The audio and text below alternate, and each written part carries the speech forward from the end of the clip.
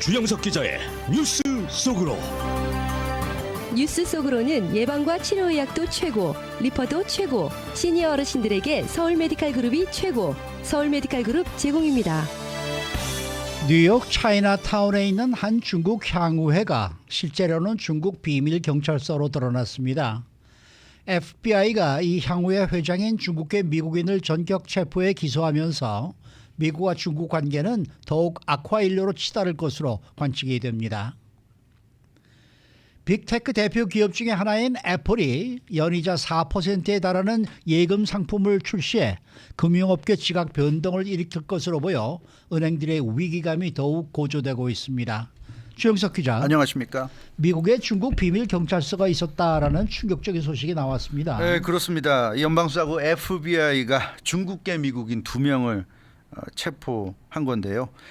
이 체포는 뭐 한 6개월 전에 일어났고 이제 기소까지 이루어지고 나서 밝힌 겁니다. 그래서 이제 알게 됐는데 이 중국계 미국인 2명은 미국에서 중국 비밀 경찰서를 운영한 그런 혐의로 체포돼서 기소까지 지금 된 것으로 알려져서 큰 충격을 주고 있습니다. 정말 충격인데요. 혹시 네. 구체적인 내용이 나온 게 있습니까? 네, 그 뉴욕 타임즈가 보도한 내용을 보면 뉴욕의 그 차이나타운에서 이 같은 그 중국 비밀 경찰서가 운영돼 왔다고 합니다. 그 주소까지 나왔는데요. 107 브로드웨이 차이나타운 로열 이스트 플라자 빌딩 4층. 이게 그 푸젠성 향후회입니다. 이게 이제 한자로 하면 복건성이죠. 복건성. 푸젠성 향후회. 미국 창로공회, 미국 장락공회, 이 미국 창로공회란 이름으로 된 푸젠성 향후회인데 FBI에 따르면 이 뉴욕 한복판에 향후회로 위장한 중국 비밀 경찰서가 설립돼서 운영돼 왔다는 좀 충격적인 내용입니다. 사실 우리 뭐 한인 사회도 향후회 많잖아요. 많죠. 네. 근데 그런 향후회가 예를 들어서 뭐 한국 비밀 경찰이 미국에서 운영해 왔다고 생각해 보십시오. 이게 얼마나 충격적인 일입니까? 근데 중국은 참 상상도 못할 일을 해온 것으로 이렇게 드러나고 있습니다. 이번에 체포된 중국계 미국인 2명은 누굽니까? 예, 그 61살의 루젠 왕, 또 59살의 첸진핑, 이렇게 2명이 FBI에 의해서 체포된 것으로 나타났습니다. 그러니까 지난해 10월에 체포가 됐고요. 그동안 조사를 받고 이제 기소가 됐고, 그래서 이제 FBI가 이 소식을 릴리스하면서 우리가 이제 알게 됐습니다. FBI의 그 릴리스 내용을 보면 루젠 왕은 미국 시민권자입니다. 그러니까 미국인이고요. 창로공회 회장으로 활동했습니다. 그러니까 푸젠성 향후회 회장이고요. 미국 내에서 그러니까 이 창로공회라는 게 중국 푸젠성 출신들의 향후회입니다. 그러니까 미국 내에 있는 그 푸젠성 출신들의 향후회고, 첸진핑은 이 창로공회 향후회에서 사무총장을 맡아왔던 것으로, 그래서 이 향후회 회장과 향후회 사무총장이 중국의 비밀 경찰 활동을 한 혐의로 지금 체포가 된 그런 상황입니다. 네, 그러니까 중국 향후회가 실제로는 그 중국의 비밀 경찰서라는 건데, 네, 그러면은 그렇죠. 중국 공안과 관련이 있는 건가요? 네, 그렇죠. 중국 경찰을 우리가 공안이라고 그러잖아요. 예. 네, 공안과 관련이 있습니다. 뉴욕 타임즈가 보도한 걸 보면 이번에 체포된 2명이 운영한 향후회가 중국 공안과 아주 긴밀한 관계라고 전했습니다. FBI가 발표한 내용을 보면 푸젠성 향후회가, 이 뉴욕에 있는 푸젠성 향후회가 뉴욕 맨하튼에 설립된 중국 공안부 소속 비밀 경찰서다, 이렇게 FBI는 밝혔고요. 그러니까 중국 공안이 중국에 이제 당연히 중국 공안은 이제 중국에 있는데 미국의 이 비밀 경찰서를 만들어 놓고 원격 조정을 해온 것으로 이렇게 나타났고요. 뉴욕 검찰에 이번에 기소한 내용을 보면 중국 공안 중에서도 푸저우시 보안국이 뉴욕 비밀 경찰서를 푸젠성 향후회로 위장해서 운영해 왔다, 이렇게 지금 구체적으로 좀 밝히고 있는 상황입니다. 네. 아니, 이 뉴욕 차이나타운에 있는 중국 향후회가 실제로는 중국의 비밀 경찰서?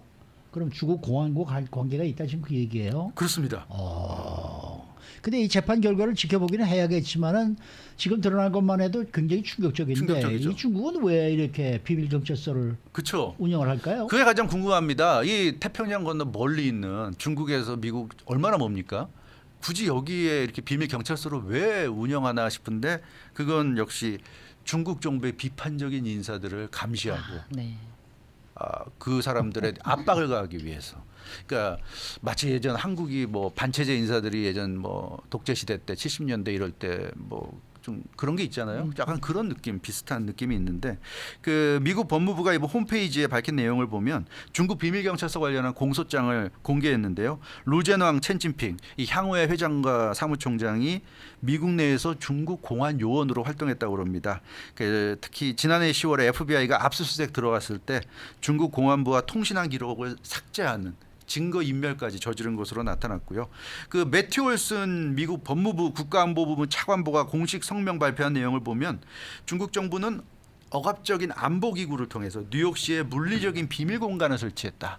그러니까 미국에 중국인들이 많잖아요. 네. 네, 그러니까 중국 공안이 중국에서만 활동해서는 미국에서 활약하는 중국 반체제 인사들을 효과적으로 감시 관리하기가 어려운 거죠. 그러니까 미국의 물리적인 경찰서가 있어야 되겠다. 그래서 미국에서 활동하는 중국 정부에 반대하는 반체제적인 인사들을 이제 감시하고 관리하는 이런 비밀 경찰서 운영해 왔다는데 참 충격적입니다. 이건 상상도 못한 일인데 참 대단한 중국인 것 같습니다. 그러면 이 비밀 경찰서 활동은 얼마나 오래 한 거예요? 이게 8년이나 됐다고 합니다. 아이고, 그러니까 네. 8년 전 2015년부터 본격적인 활동을 한 것으로 드러났는데요. 루젠왕 회장과 첸진핑 사무총장이 2015년이니까 참 오랫동안 들키지 않고 활동을 해왔어요.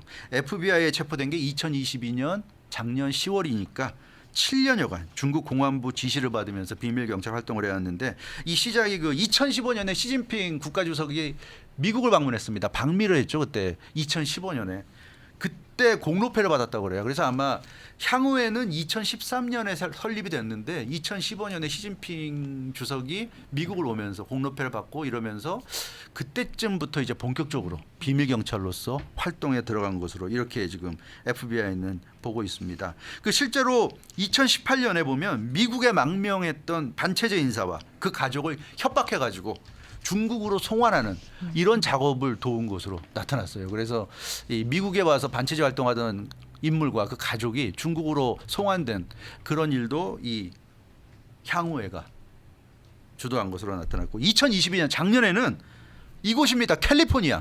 캘리포니아에 있는 한 그 중국 반체제 인사 행적을 공안의 지시를 받고 중국 공안 지시를 받고 추적한 것으로 나타나서 이 향후회가 뉴욕에 있지만 캘리포니아에 있는 중국인들한테까지도 지금 손길을 뻗치고 있으니까 굉장히 위협적이죠. 이 캘리포니아에 살고 있는 그러니까 내가 캘리포니아에 있는데 뭐 걱정할 게 있나 하면서 예를 들어 시진핑 주석이나 중국 정부한테 비판적인 얘기를 했다. 그러면 어느 순간에 뉴욕에 있는 향후회가 또 나한테 어떤 일을 할지 모르는 거죠. 이게 참 심각한 상황인 것 같습니다. 샌프란시스코 차이나타운이 크잖아요. 그죠. 그러니까 샌프란시스코에도 뭐 지부가 있을 수가 있고 LA도 여기도 있죠. LA도 차이나타운 있을 수 있으니까. 있겠죠. 있으니까, 네. 그러니까 참 충격적인 그런 상황인 네. 것 같습니다. 그러니까 이 향후에 간판을 단 게 이렇게 좀 이런 것들이 좀 오래 갈 수 있는 그러한 기반이 되지 않았을까? 큰 힘이 된 거죠. 그러네요. 그렇죠. 뭐 앞서도 말씀드린 것처럼 우리 한인 사회도 향후에 많이 있는데 사실 뭐 누구나 다 고향 떠나 타국에서 살다 보면 향후회 활동하기 마련이죠. 그럼요. 그러니까 향후회를 걸어놓고 활동하니까 눈속임이 참 잘 된 것 같고요. 2013년에 창로공회 푸젠성 출신들을 위한 창로공회 설립해서 푸젠성 출신으로서 미국에 살고 있는 중국인들에게 만남의 장소를 제공한다. 이제 이런 목적으로 만들었습니다. 그런 이제 명목을 내걸어다 보니까 잘 들키지 않고 갔던 것 같고요. 그래서 이제 2016년 앞서 말씀드렸죠. 2015년에 시진핑 주석이 미국을 방문했을 때 공로패를 받으면서 본격적으로 비밀 경찰 활동에 들어간 것 같다고 말씀드렸는데 2016년에 뉴욕 맨하튼 차이나타운의 한 6층 건물 중에 4층의 사무실을 임대했는데 4층 전체를 향후에 사무실로 네. 임대했었다고 그럽니다. 그러니까 굉장히 크게 쓴 거고요. 맨하탄 차이나타운의 건물이면은 렌트비도 비쌀 텐데 말입니다. 그러니까 굳이 유지비가 어마어마할 텐데. 그러니까 향후에 하는데 무슨 한 층을 다 쓴다는 거는 네. 그만큼 뭐 좀 수상했다 이렇게 볼 수 있겠고 향후에 표식을 붙이고 당당하게 비밀 경찰 활동을 해왔습니다. 원래 이렇게 당당하게 하면 할수록 눈에 잘 안 띄잖아요. 뭔가 그렇죠. 그래서도 이게 들키지 않았던 것 같고요.